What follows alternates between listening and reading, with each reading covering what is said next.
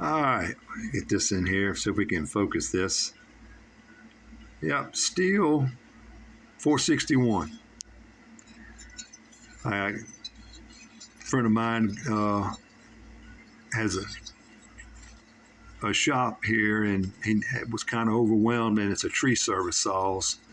They messed up a bunch of them, and this is the 461 that he gave me to rebuild for him and see what I could do with it, save. And the cylinder I was able to save. And if you look in there, look close. Yeah, this is one of them Italian cylinders. One of them spaghetti westerns. And I've been seeing this same company making 500i cylinders, 661 cylinders. I'm not complaining, they're good cylinders, but I'm just saying steel is probably having a lot of contracting out a lot of components now. But yeah, this is the 461 and I'm redoing for the guys. But like I said, the contributing factor to this was, one of the factors was a dull chain. I mean, the chain was in bad shape. It was horrible. And here's the piston.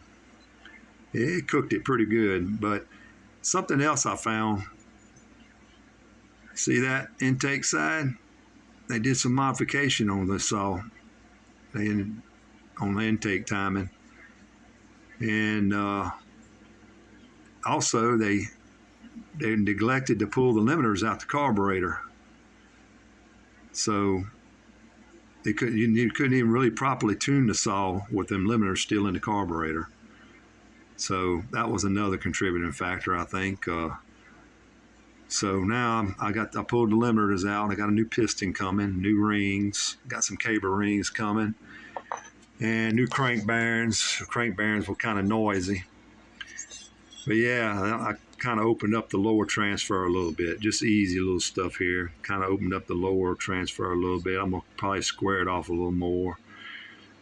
Widen the exhaust a little bit. Just stuff that don't take long to do.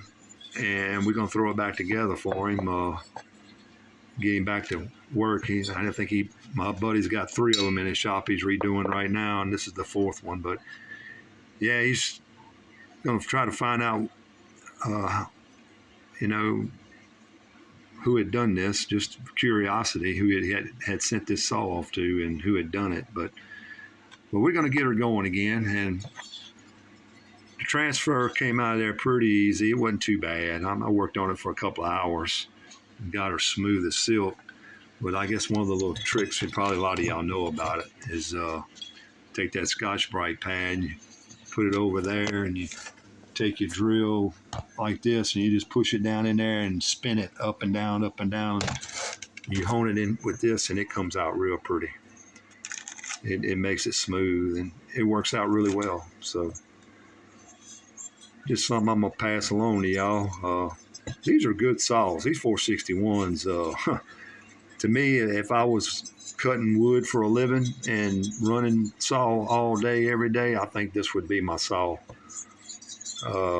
If I didn't have $1,500, $1,600 to blow on a 500i, I think this would be the next best thing.